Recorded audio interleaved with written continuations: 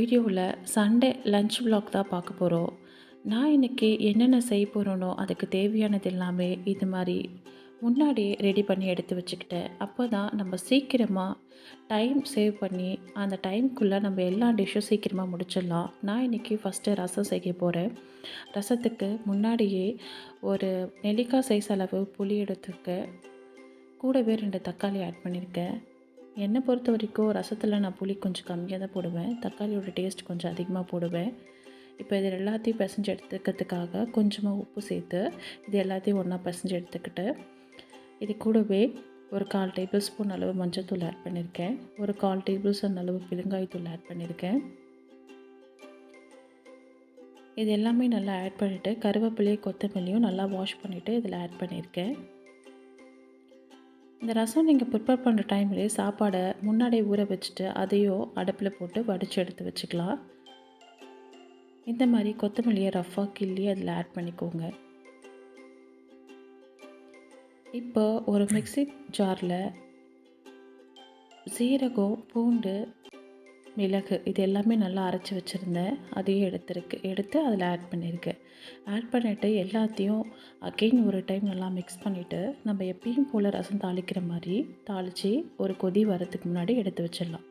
Next keema எப்படி செய்யுதுன்னு பார்க்கலாம். கடாய் நல்லா சூடானதும் அதில் பட்டை, கிராம்பு, ஏலக்காய் எல்லாத்தையும் ஆட் பண்ணியிருக்கேன். கீமா பொறுத்த வரைக்கும் நம்ம வில்லேஜ் ஸ்டைலில் செய்ய போகிறோம். அதுக்காக ஒரு 1/4 டேபிள் ஸ்பூன் சோம்பு, கூடவே 2 வரமிளகா ஆட் பண்ணியிருக்கேன். ஒரு பெரிய சைஸ் வெங்காயத்தையுமே ஆட் பண்ணியிருக்கேன். ஆட் பண்ணிவிட்டு இது எல்லாமே நல்லா பொன்னிறமாக வர வரைக்கும் நல்லா வதக்கிட்டு இது கூடவே ஒரு table spoon ginger garlic paste add பண்ணியிருக்கேன். இந்த வீடியோ உங்களுக்கு டீட்டெயிலாக வேணும்னா நான் டிஸ்கிரிப்ஷன் பாக்ஸில் லிங்க்கு தரேன். நம்ம சேனலில் அப்லோட் பண்ணியிருக்கோம். போய் கண்டிப்பாக போய் பாருங்கள். வேக வச்சுருக்க கீமாவை நல்லா அந்த மட்டன் கீமா மட்டும் எடுத்து போட்டு நல்லா அதையும் நல்லா வதக்கிட்டு ஒரு 5 மினிட்ஸ் போல் மூடி வச்சு வேக வச்சுருக்கேன். இப்போது வேக வச்சோடனே தேவையான அளவு உப்பு சேர்த்துருக்கேன். ஆல்ரெடி வேக வைக்கும் போது நான் உப்பு சேர்த்து தான் வேக வச்சேன். அதனால் டேஸ்ட்டுக்கு ஏற்ற மாதிரி நான் ஆட் பண்ணியிருக்கேன். கூடவே மட்டன் மசாலாவும் ஆட் பண்ணியிருக்கேன். ஆட் பண்ணிவிட்டு இறக்க போகிற டைமில் நீங்கள் ஒரு 1/4 டேபிள் ஸ்பூன் பெருங்காயத்தூள் போட்டு நல்லா சாட்டே பண்ணிவிட்டு அதுக்கப்புறம் இறக்கி நீங்கள் சர்வ் பண்ணிங்கன்னா செம்ம சூப்பராக இருக்கும். இந்த டைமில் ஒரு பச்சை மிளகாவை இந்த மாதிரி குட்டி குட்டியாக கட் பண்ணி ஆட் பண்ணியிருக்கேன். இந்த மாதிரி லாஸ்ட் டைமில் ஆட் பண்ணும்போது அந்த பச்சை மிளகாவோட ஸ்மெல் சூப்பராக இருக்கும். இதே மாதிரி ஒரு வாட்டி எல்லோரும் ட்ரை பண்ணி பாருங்கள். அவ்வளோதான், கீமா ரெடி ஆகிடுச்சு. நெக்ஸ்ட்டு நான் சிக்கன் தொக்கு ரெடி பண்ண போகிறேன். கடாய் நல்லா சூடானதும் அதில் எண்ணெய் ஊற்றிட்டு அதில் தாளிக்கிறதுக்கு தேவையான அளவு பட்டை, லவங்கம், கிராம்பு, மசாலாஸ் எல்லாமே ஆட் பண்ணியிருக்கேன். மசாலாஸ் எல்லாமே நல்லா பொரிஞ்சு வரட்டும். கூடவே சும்மா ஒரு சிட்டிகை அளவு சோம்பு ஆட் பண்ணியிருக்கேன்.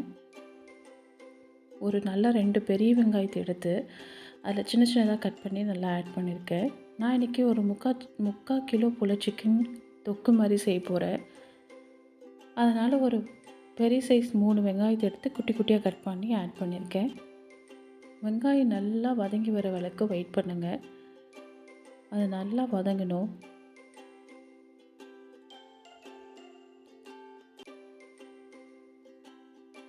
இந்த சிக்கன் தொக்கு பொறுத்த வரைக்கும் ஒரு செமி கிரேவி மாதிரி தான் வரும். இன்னும் நீங்கள் அதை நல்லா சுண்டி வச்சு கூட நீங்கள் எடுத்துக்கலாம். நான் இன்றைக்கி ஒரு செமி கிரேவி மாதிரி தான் அதை நான் எடுத்துட்டேன்.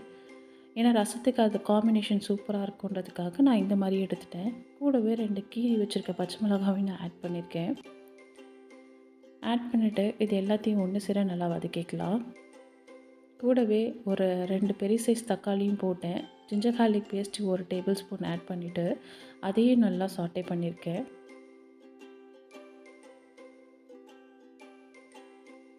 இந்த வீடியோ டீட்டெயிலாக வேணும்னா எனக்கு கீழே கமெண்ட் பண்ணுங்கள். நான் நெக்ஸ்ட் வீடியோவில் அப்லோட் பண்ணுறேன்.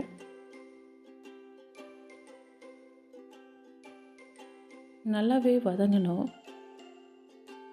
நல்லாவே வதங்கினோடனே எடுத்து வச்சுருக்க சிக்கனை நான் ஆட் பண்ணிவிட்டு அதையும் நல்லா சாட்டே பண்ணிக்கலாம்.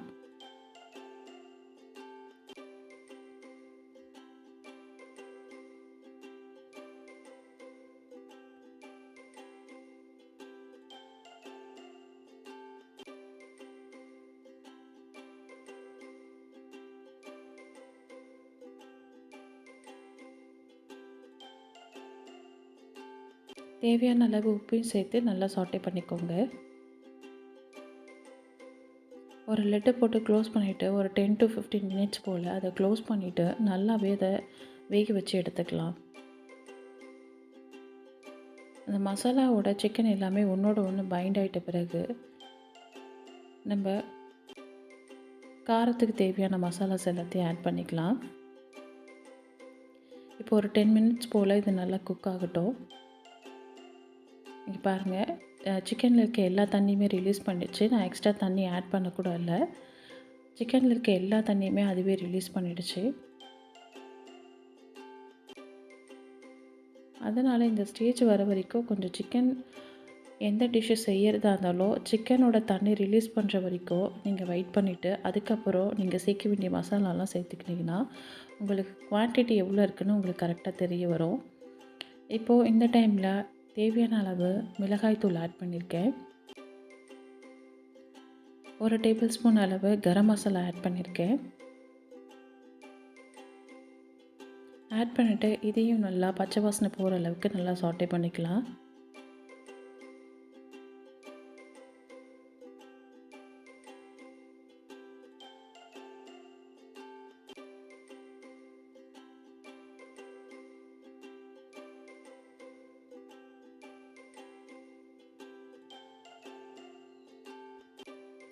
அவ்வளோதான். ஒரு 10 மினிட்ஸ் போல் இதை மூடி வச்சு எடுத்தோம்னா லாஸ்ட்டாக இறக்கும் போது ஒரு பச்சை மிளகாய் உடைச்சி போட்டு கொத்தமல்லி கருவேப்பிலை தூவி இறக்கிட்டிங்க அப்படின்னா நம்மளோட சூப்பரான சிக்கன் தொக்கு ரெடி ஆகிடும். 2வது டிஷ்ஷும் ரெடி ஆகிடுச்சு. ரசமும் ரைஸும் நீங்கள் ரெடி பண்ணி முடிச்சிட்ட பிறகு ஒரு ஸ்டவ்வில் நீங்கள் கீமா ரெடி பண்ணி விட்டுட்டாலோ இன்னொரு ஸ்டவ்வில் நீங்கள் சிக்கன் தொக்கு ரெடி பண்ணிடலாம். ஈஸியாகவே டிஷ்ஷஸ் எல்லாமே முடிஞ்சிடுது. இன்றைக்கி எங்கள் வீட்டில் சண்டே ஸ்பெஷல். எவ்ரி சண்டே எங்கள் வீட்டில் பிரியாணி கண்டிப்பாக இருக்கும். இன்றைக்கி நாங்கள் மட்டன் பிரியாணி செய்ய போகிறோம். அதனால் ஆஸ் யூஷுவல் எப்போவுமே நெய்யோ எண்ணெயோ ஆட் பண்ணிவிட்டு பிரியாணிக்கு தேவையான எல்லா மசாலாவும் நான் ஆட் பண்ணியிருக்கேன். ஆட் பண்ணிவிட்டு அதில் ஒரு 2 வெங்காயம் போல் பெரிய வெங்காயம் கட் பண்ணி ஆட் பண்ணி அதையும் நல்லா வதக்கிட்டேன். இந்த அளவுக்கு பொன்னிறமாக வதக்கினதும் அதில் புதினா கொத்தமல்லியும் ஆட் பண்ணியிருக்கேன். ஆட் பண்ணிவிட்டு அதோட பச்சை வாசனை போகிற அளவுக்கு அதையும் நல்லா வதக்கிக்கலாம்.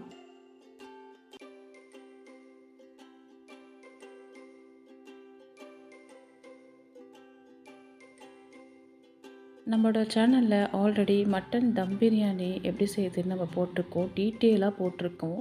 நிறைய ரெஸ்பான்ஸ் இருக்குது அந்த வீடியோவுக்கு.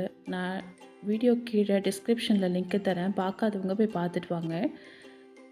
இப்போது தேவையான அளவு பச்சை மிளகாய் ஆட் பண்ணியிருக்கேன். ஒரு 2 பச்சை மிளகாய் போல் ஆட் பண்ணியிருக்கேன். நான் இன்றைக்கி கொஞ்சமாக தான் பிரியாணி செய்கிறேன். கூடவே 2 table spoon ginger garlic paste add பண்ணியிருக்கேன். ஆட் பண்ணிவிட்டு அதோட பச்சை வாசனை போகிற அளவுக்கு அதையும் நல்லா சாட்டே பண்ணிக்கலாம். பிரியாணிக்கு மட்டனை எப்போவுமே நல்லா வாஷ் பண்ணிவிட்டு வெறும் மஞ்சத்தூள் உப்பு மட்டும் போட்டு ஒரு நல்லா வேக வைக்காமல் அதுக்கு முன்னாடி பதத்திலே அதை வேக வச்சு எடுத்துக்கோங்க. இங்கே பாருங்கள், இந்தளவுக்கு நல்லா அது வதங்கிடுச்சு. வதங்கினதோ தேவையான அளவுக்கு மிளகாய்த்தூள் ஆட் பண்ணியிருக்கேன், தயிர் ஊற்றிருக்கேன், லெமன் போட்டிருக்கேன். இப்போது வேக வச்ச மட்டனையும் ஆட் பண்ணியிருக்கேன். ஆட் பண்ணிவிட்டு அதையும் நல்லா வதக்கி எடுத்துக்கலாம். மட்டன் வேகணுன்ற அவசியம் கிடையாது. அந்த தம்மிலே அது கரெக்டாக பர்ஃபெக்டாக வெந்துடும். மட்டன் வேக வச்ச தண்ணியும் கீமா வேக வச்ச தண்ணியும் நான் இதில் ஆட் பண்ணியிருக்கேன். எக்ஸஸாக நான் தண்ணி ஆட் பண்ணல. கூடவே ஒரு 1.5 தக்காளி நான் ஆட் பண்ணியிருக்கேன். இந்த டைமில் ஆட் பண்ணிக்கோங்க, ஏன்னா அப்போ தான் புளிப்பு ஜாஸ்தியாக இருக்காது. உங்களுக்கு புளிப்பு பிடிக்கும் பிரியாணியில் அப்படின்றவங்க நீங்கள் முன்னாடியே ஆட் பண்ணி நல்லா சாட்டே பண்ணிக்கலாம். எனக்கு உப்பு பத்தலைன்றதுனால கொஞ்சம் லைட்டாக உப்பு போட்டிருக்கேன். ஏன்னா மட்டன் வேக வைக்கும் போது உப்பு போட்டிருக்கோம். நான் கீமாவோட தண்ணி ஆட் பண்ணியிருக்கேன், அதோட உப்பு வேறு இருக்குது. அதனால் பார்த்துட்டு நீங்கள் ஆட் பண்ணிக்கோங்க. ஒரு 2 நிமிஷம் போல் மசாலாலாம் மட்டனில் ஊறட்டும். முன்னாடி ஒரு அரை மணி நேரம் ஊற வச்சுருக்க பாஸ்மதி ரைஸ் எடுத்து நான் ஆட் பண்ணியிருக்கேன்.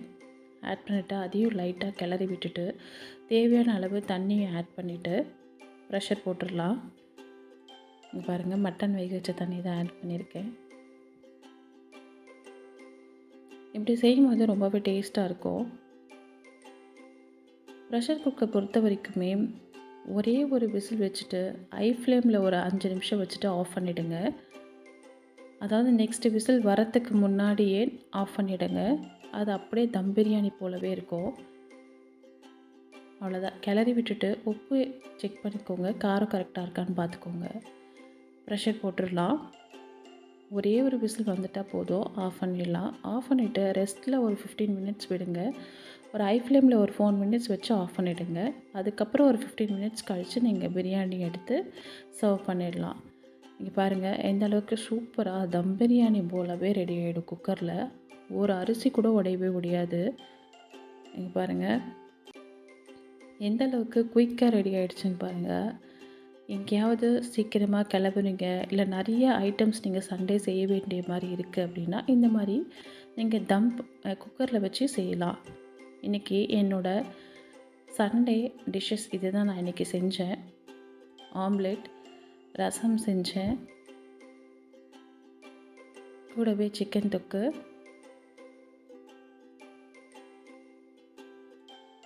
மட்டன் கீமா,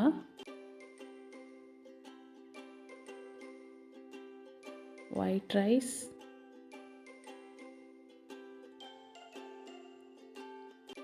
கூடவே சூப்பரான மட்டன் பிரியாணிக்கு தொட்டுக்க ரைத்தா.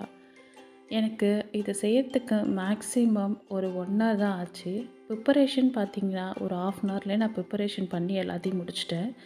எல்லாமே நான் செஞ்சு முடிக்க எனக்கு 1 hour ஆச்சு. ப்ரிப்பரேஷன் வேலை எனக்கு 1/2 hour ஆச்சு. இந்த வீடியோ உங்களுக்கு பிடிச்சிருச்சுன்னா மறக்காமல் என்னோடய சேனலை சப்ஸ்கிரைப் பண்ணுங்கள், ஷேர் பண்ணுங்கள். எதாவது டவுட் இருந்தால் கீழே கமெண்ட் பண்ணுங்கள். தேங்க்ஸ் ஃபார் வாட்சிங். பாய் பாய்.